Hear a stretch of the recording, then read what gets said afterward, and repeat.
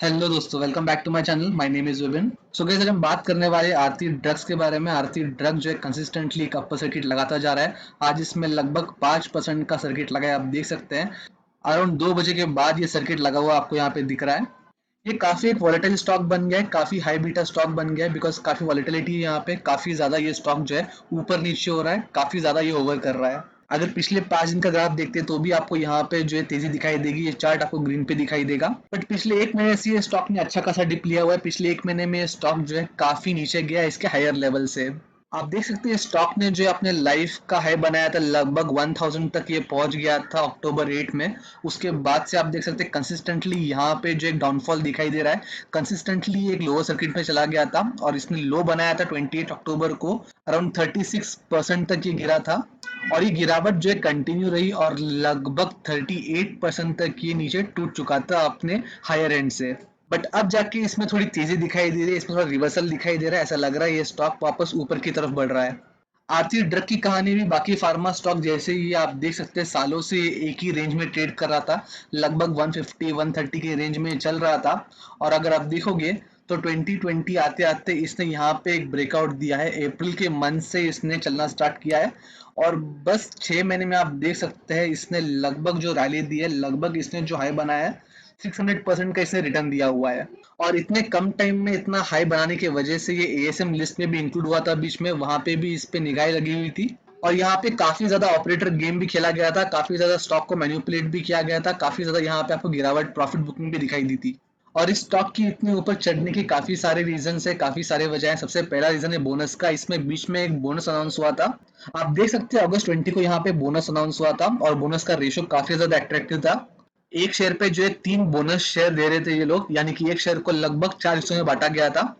सो आप देख सकते हैं ये न्यूज की आती आती ये स्टॉक काफी चढ़ गया था अगस्त के मंथ में। अगस्त के मंथ में ये स्टॉक ने जो एक नया हाई बनाया था, 816 तक चढ़ गया था। उसके बाद वापस करेक्शन आया इसमें, बिकॉज ये न्यूज ठंडी हो गई थी।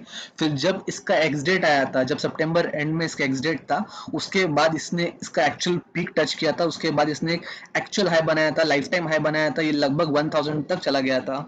और ये सब इंसिडेंट्स के होने के बाद कहानी सेम रही। यहाँ पे वापस आपको डाउनफॉल दिखाई दे रहा है और किसी भी कॉर्पोरेट एक्शन के बाद, भले स्प्लिट हो, बोनस हो, डिविडेंड हो, उसके बाद स्टॉक करेक्ट होता ही है। ये मार्केट रूल है, ये मार्केट नियम है।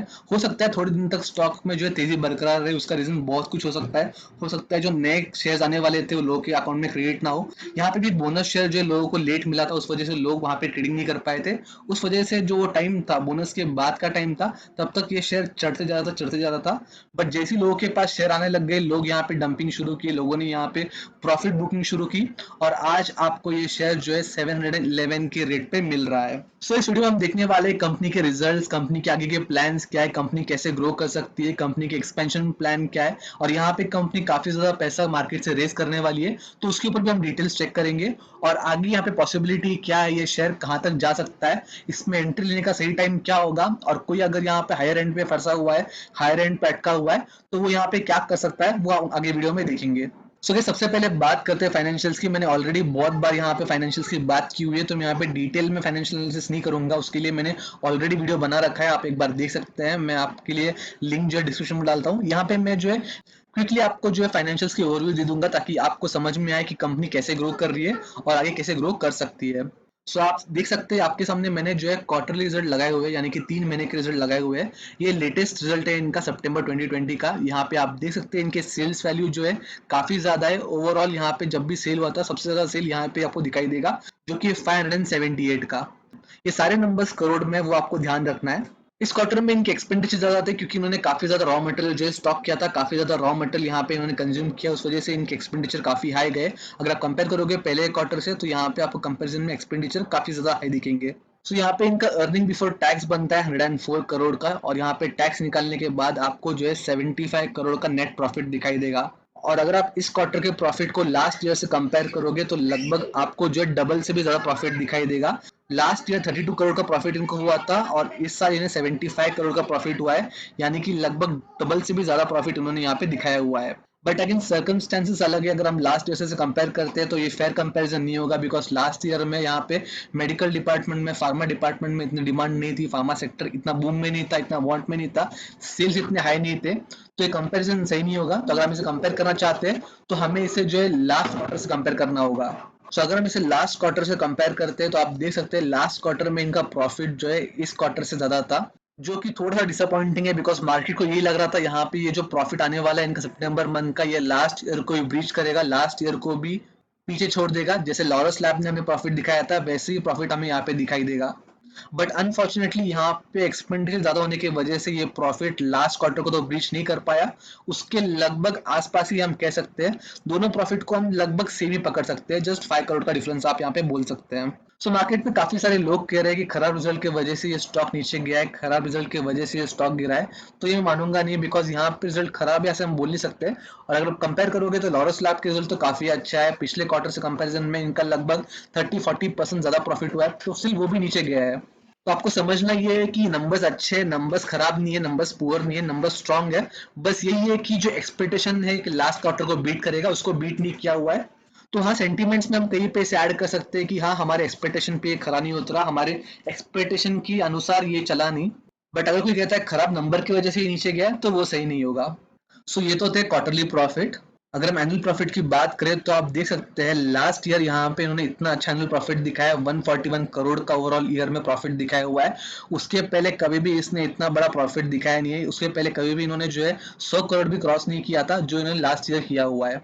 और अगर इस साल की बात करें, इस ईयर की बात करें तो 2 क्वार्टर में ही इन्होंने ये जो प्रॉफिट था इनका लास्ट ईयर का 141 करोड़ का, उसको भी क्रॉस कर दिया है। आप देख सकते हैं अगर आप इन दोनों क्वार्टर का अगर एडिशन करेंगे तो आपका जो लास्ट ईयर का ओवरऑल पूरे साल का 12 महीने का जो प्रॉफिट था उसको भी ऑलरेडी इसने ब्रीच कर लिया है, उसको ऑलरेडी इसने सरपास कर लिया है। सो ऑलरेडी काफी पॉजिटिव साइन है, ऑलरेडी काफी एक पॉजिटिव नंबर यहाँ पे दिखाई दे रहा है, ऑलरेडी यही दिखाई दे रहा है कि ओवरऑल जो ईयर का परफॉर्मेंस है इनका काफी अच्छा निकलने वाला है। अगर शेयर होल्डिंग पैटर्न की बात करें तो आप देख सकते हैं मैक्सिमम होल्डिंग यहाँ पे प्रमोटर के पास है, 60% तक की यहाँ पे होल्डिंग है।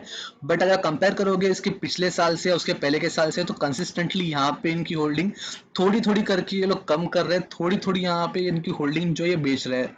अगेन ये नेग्लिजिबल अमाउंट है, काफी छोटा परसेंटेज है, स्टिल यहाँ पे दिखाई यही दे रहा है कि छोटे क्वांटिटी में सही बट प्रमोटर यहाँ पे इनकी होल्डिंग जो है कम तो कर रहा है। प्लेज शेयर की बात करें तो इनके पास बिल्कुल भी शेयर प्लेज नहीं है, सारे के सारे शेयर जो है प्रमोटर के पास है, कोई शेयर गिरवी नहीं रखा हुआ है, कोई शेयर लोन पे नहीं दिया हुआ है।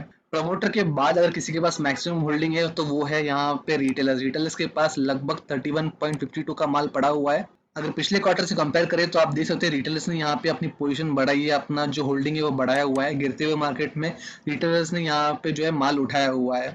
अगर रिजर्व्स एंड बोरिंग की बात करें तो आप देख सकते हैं बोरिंग ये लोग जो है कंसिस्टेंटली कम करते जा रहे हैं, इनके बोरिंग कंसिस्टेंटली कम होते जा रहे हैं। यहाँ पे आपको लगभग 339 का बोरिंग दिखाई देगा और रिजर्व्स काफी अच्छे रिजर्व्स इनके बढ़ते जा रहे हैं, ऑलमोस्ट 800 का आपको रिजर्व दिखाई देगा, टू बी प्रिसाइज 790 का यहाँ पे आपको रिजर्व दिखाई दे रहा है। उसके खिलाफ जो बोरिंग दिख रही है काफी कम है। सो ये भी एक पॉजिटिव न्यूज है, ये भी एक पॉजिटिव चीज है कंपनी के लिए। सो आपके सामने यहाँ पे मैंने जो है कंपनी का चार्ट लगाया हुआ है, आप देख सकते हैं पिछले 3 दिन से कंसिस्टेंटली यहाँ पे ग्रीन में क्लोज हो रहा है, इसने ग्रीन कैंडल ली हुई है। पहले भी ऐसे हुआ था, आप देख सकते हैं यहाँ पे 4 दिन कंसिस्टेंटली ये अपर मूव लगाते गया, ये अपर रेंज में क्लोज हो रहा था और सेम रेंज में आके यहाँ पे जब 709 के पास आया था इसने वापस एक डाउन ट्रेंड शुरू किया, ये वापस नीचे जाना इससे शुरू किया था। और आज तो ओवरऑल फार्मा सेक्टर ने अच्छी रैली दी, आज ओवरऑल फार्मा सेक्टर अप था, फार्मा सेक्टर ग्रीन में था, तो इस शेयर ने भी उसमें पार्टिसिपेट किया, इस शेयर ने भी एक अच्छी रैली दे दी आज। अगर आरएसआई की बात करें तो इसका आरएसआई करंटली जो है 52 पे है, पहले भी जब ये आरएसआई आया था यहाँ पे इसने हल्का करेक्शन दिखाया था, हम यहाँ पे देख सकते हैं। यानी कि आरएसआई लगभग न्यूट्रल चल रहा है, आरएसआई जो मिड रेंज में चल रहा है, यहाँ से ये अपर की तरफ भी जा सकता है और यहाँ से ये नीचे भी उतर सकता है, ये डिपेंड करेगा मार्केट फोर्स पे, ये डिपेंड करेगा मार्केट कंडीशन पे। मैकडी की बात करें तो मैकडी में यहाँ पे तेजी दिखाई दे रही है, यहाँ पे जो ब्लू लाइन है जो मैकडी की लाइन है ये सिग्नल लाइन के ऊपर चल रहा है और यहाँ पे आप देख सकते हैं जो ग्राफ बन रहे हैं, जो हिस्टोग्राम बन रहे हैं ये बड़े बड़े बनते जा रहे हैं, यानी कि इनमें जो डिस्टेंस है वो बढ़ता जा रहा है और जो ब्लू लाइन है हमारी हमारी जो मैकडी की लाइन है वो और बड़ी होती जा रही है। सो अब तक हमने जो डिटेल्स देखी है ये अब तक की कहानी थी, अब तक ये शेयर में क्या हुआ था, नंबर्स क्या आए थे, यहाँ पे चीजें क्या हुई थी हमने देखा, बट आगे क्या होने वाला है अभी हम डिस्कस करते हैं। आप यहाँ पे देख सकते हैं आरती ड्रग जो है इनका जो मेटफॉर्मिन कैपेसिटी है यहाँ पे 3000 टोटल प्रोडक्टिव मेंटेनेंस टीपीएम से जो है बढ़ाने वाली है। मेटफॉर्मिन एक ऐसी दवाई है जो टाइप 2 डायबिटीज के इलाज में काम आती है और लॉकडाउन के टाइम पे और ये करंट सिचुएशन में जो है डायबिटिक पेशेंट्स काफी ज्यादा इस दवाइयों पे जो है रिलाई कर रहे हैं और इनका डिमांड काफी ज्यादा बढ़ने की वजह से ये लोग अपना जो कैपेसिटी है उसको 3000 टीपीएम से जो है बढ़ाने वाले, टोटल प्रोडक्टिव मेंटेनेंस जो इसमें बढ़ने वाला है। सो ये लोग जो एक्सपेंशन है 2 फेज में करने वाले हैं। फेज 1 में ये लोग जो है 2000 टीपीएम से बढ़ाएंगे फाइनेंशियल ईयर 2021 में। उसके बाद ये लोग जो है एंटी डायबिटिक कैटेगरी में भी एक्सपेंशन करने वाले हैं।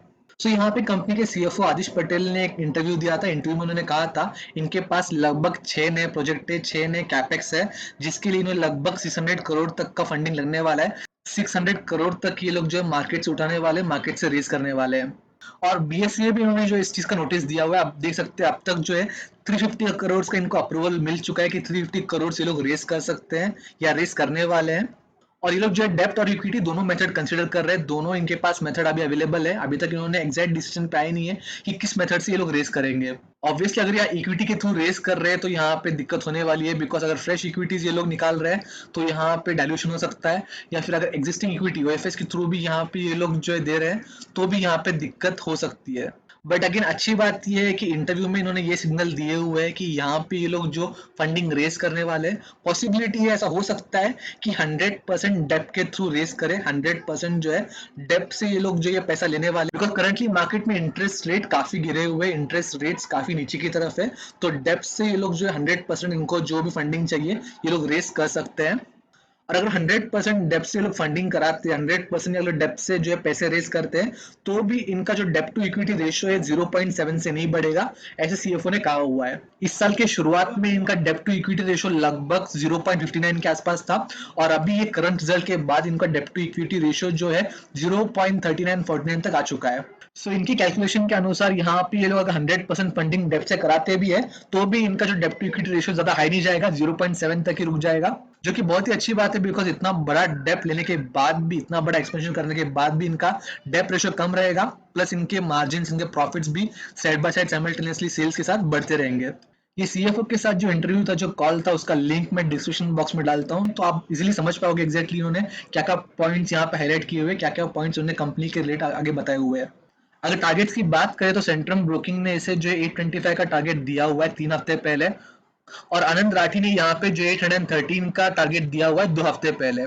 और इनके बाय कॉल का टारगेट के पीछे रीजन यही है कि यहाँ पे आरती ड्रग के सेल्स काफी इंप्रूव हुए, इनका इबिटा मार्जिन काफी इंप्रूव हुआ है, साथ ही साथ इनका जो एपीआई डिमांड था डोमेस्टिक मार्केट में काफी ज्यादा इंप्रूव हुआ है, काफी ज्यादा हायर एंड पे गया है, बिकॉज चाइना की इंपोर्ट्स में काफी ज्यादा पाबंदी लगाए हुए, एपीआई प्रोडक्ट्स पे जो है एंटी डंपिंग पॉलिसी लगाई हुई है, उस वजह से यहाँ पे जो है इनकी कंजम्पशन ज्यादा हुआ है। जो डोमेस्टिक प्लेयर्स है वहाँ पे इनको अच्छा खासा प्रॉफिट हुआ है, अच्छा खासा बेनिफिट मिला है, और इसी वजह से ये फंड हाउसेज या एनालिस्ट जो है यहाँ पे जो है हायर कॉल और हायर टारगेट्स दे रहे हैं। और जैसे मैं हमेशा कहता हूँ, यहाँ पे जो टारगेट्स है, जो एनालिस्ट कॉल्स दे रहे हैं, यहाँ पे हमें बस एक रेफरेंस के तौर पे लेना चाहिए, हमें बस उस पे ब्लाइंडली फेथ नहीं करना चाहिए। हमारा रिसर्च, हमारा होमवर्क हमें करना चाहिए, उसके बाद ही यहाँ पे एग्जिट या एंट्री हमें लेनी चाहिए।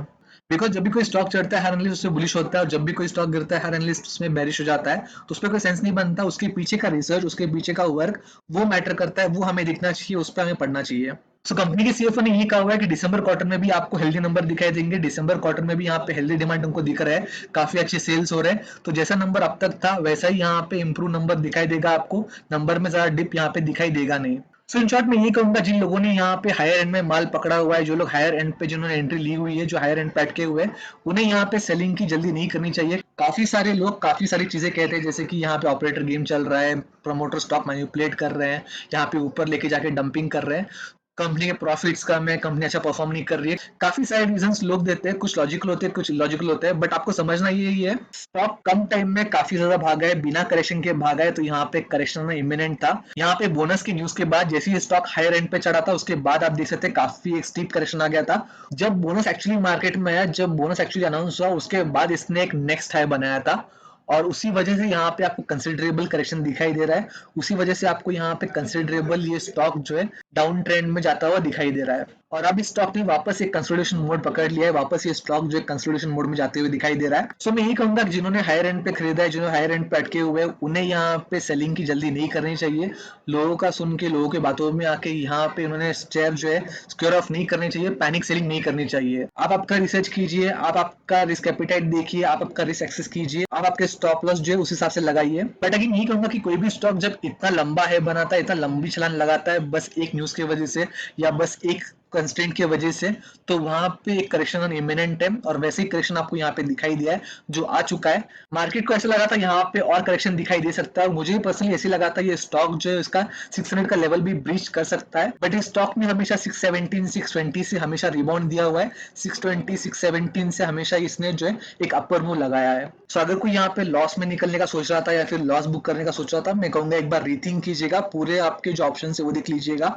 अगर आपके पास पॉसिबिलिटी है कि इसको आप थोड़े और लॉस में झेल सकते हो या थोड़े और लॉस में पकड़ सकते हो, तो आई बिलीव एक अपॉर्चुनिटी आपको मिल सकती है स्टॉक को रिबाउंड जाने की, ये स्टॉक को एक अपर ट्रेंड में जाते हुए देखने की। बट अगेन इसमें टाइम लग सकता है, ये 1-2 दिन की बात नहीं है, या पिछले 3 दिन से आपको यहाँ पे जो बेरिश कैंडल दिखाई दे रहे, ये शॉर्ट मूव्स है, ये शॉर्ट जंप्स है, ये जो मार्केट कंडीशन है उसके वजह से ये स्टॉक जंप कर रहा है, या फिर हो सकता है यहाँ पे ऑपरेटर गेम्स भी, ऑपरेटर भी यहाँ पे चढ़ाता होगा, ऐसा भी हो सकता है। लॉन्ग टर्म में अगर आपको ये स्टॉक का बेनिफिट चाहिए तो आपको होल्ड ही करना पड़ेगा। करंटली तो साइड ट्रेंड में चल रहा है, मार्केट फ्लो के साथ चल रहा है, मार्केट जब भी ऊपर जा रहा है तो ये भी ऊपर जा रहा है, मार्केट जब डाउन हो रहा है या फ्लैट जा रहा है तो ये उसके हिसाब से यहाँ पे जो है क्लोजिंग दे रहा है। सो ये तो प्रेडिक्टेबल मूव है, बट जो इसका एक्चुअल मूव है, जो इसकी एक्चुअल स्ट्रेटेजी है वो लॉन्ग टर्म की होनी चाहिए, बिकॉज स्टॉक में कोई फंडामेंटल गड़बड़ नहीं है, स्टॉक में कोई फाइनेंशियल गड़बड़ नहीं है, फाइनेंशियली फंडामेंटली और फ्यूचर वाइज भी स्टॉक इंटैक्ट है, स्टॉक के पास फ्यूचर के लिए अच्छे प्लान है, कंपनी काफी ज्यादा ग्रो कर रही है। सो पॉसिबिलिटी ये है कि स्टॉक जो है आगे अच्छा खासा ग्रो हो सकता है, बट करंट सिचुएशन में, करंट मार्केट कंडीशन में यहाँ पे करेक्शन आना इमिनेंट है,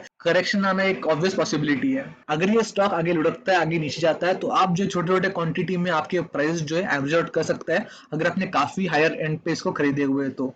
सो ये तो ये बात जिन लोगों ने ऑलरेडी स्टॉक खरीदे हुए, अगर उन लोगों की बात करूं जो लोग यहाँ पे करंटली एंट्री ले रहे हैं ये सोच के कि ये स्टॉक में जो है एक रैली का बेनिफिट लेके एग्जिट लेंगे, तो उनके लिए मैं यही कहना चाहूंगा काफी रिस्की स्टॉक बन चुका है, काफी ज्यादा वॉलेटिलिटी यहाँ पे दिखा रहा है, तो आप जो मेजर पोजीशन एक साथ मत डालिएगा। ट्रेंड में या अप मूव में तो यहाँ पे एंट्री आई बिलीव लेना ही नहीं चाहिए, लेने का सोचना भी नहीं चाहिए। एक बार ये स्टॉक को करेक्ट होने दीजिए, वापस इसमें जो है एक मंदी आने दीजिए, वापस स्टॉक को जो है नीचे की तरफ बढ़ने दीजिए, फिर आप एक एंट्री का सोच सकते हैं। तब तक आई बिलीव आपको ऑब्जर्व ही करना चाहिए, दैट वुड बी बेटर। या स्टिल अगर आप एंट्री ले भी रहे हो तो छोटे छोटे पार्ट में एंट्री लीजिए, छोटे छोटे पोर्शन में एंट्री लीजिए, कि अगर कभी रिवर्सल भी ले रहा है, कभी नीचे भी गिर रहा है, तो वापस आप एडिशन कर सकते हो, वापस आप एसआईपी स्टार्ट कर सकते हो, ताकि आपका जो प्राइस है ओवरऑल मैनेज हो जाए, ओवरऑल प्राइस जो है एवरेज हो जाए, और आप कहीं पे मिडल में जो है रुके रहो। मेजर ग्रीड या मेजर रिटर्न के चक्कर में अगर आप करंट रैली में पार्टिसिपेट कर रहे हो, करंट रैली में आप मेजर पोजीशन ले रहे हो, ये सोच के कि थोड़ा और ऊपर जाएगा तो प्रॉफिट बुकिंग करके निकल जाएंगे, तो हो सकता है कि वो रैली वहीं पे खत्म हो जाए, वापस यू टर्न ले और आप वहीं पे अटक जाओ। ये स्टॉक ने इसका मैक्सिमम पोटेंशियल, मैक्सिमम रैली जो अभी तक दे दिया है, आगे भी रैली देगा जरूर, बट जिस पेस से अभी तक इसने दिया है, जिस टाइप से, जिस स्टाइल से इसने अभी तक दिया है कि कंसिस्टेंटली यहाँ पे ऊपर चढ़ते जाता, वैसा नहीं होगा, बट ऐसा करेक्टली होगा कि यहाँ पे जो है चढ़ चढ़ के गिरेगा, गिर गिर के चढ़ेगा, ऐसा हो सकता है। ये जो कंसिस्टेंटली बढ़ते जाने वाला टाइम था, ये टाइम बीत चुका है, बिकॉज जो फार्मा के लिए एक हाइप था, जो फार्मा का टाइम था, वो स्टार्टिंग का 6 महीना बीत चुका है। अभी जो भी होगा लोगों को प्रेडिक्टेबल होगा, लोगों को ऑलरेडी पता है नंबर अच्छे आने वाले हैं, कंपनी अच्छा करने वाली है, लोगों को एक्सपेक्टेड है ये। सो वो जो एक मेजर पॉइंट था फार्मा के पास, वो इसके प्राइसेस में ऑलरेडी एड इन हो चुके हैं, तो आपको उस हिसाब से यहाँ पे स्ट्रेटेजी करनी है, ये आपको हमेशा कंसिडर रखना है कि अगर आप इसमें एंट्री ले रहे हो तो हो सकता है थोड़ा और करेक्शन आपको दिखाई दे, but overall down the line long term में आपको यहाँ पे जो है प्रॉफिट जरूर दिखाई दे सकते हैं। सो इस से मेरे व्यूज, मेरा स्टडी, मेरा पॉइंट ऑफ व्यू स्टॉक के लिए, आपका स्टडी आप करने के बाद ही इसमें डिसीजन लीजिएगा। बस ये वीडियो या कोई और वीडियो देख के इसमें एंट्री एग्जिट मत सोचिएगा। आप आपका स्टडी, आप आपका रिसर्च पूरा करने के बाद ही किसी भी स्टॉक में एक पॉइंट ऑफ व्यू लीजिएगा, किसी भी स्टॉक में एक डिसीजन लीजिएगा। वीडियो पसंद है तो प्लीज लाइक कीजिएगा, लोगों से शेयर कीजिएगा। मैं आपसे जल्दी मिलूंगा, तब तक के लिए गुड बाय।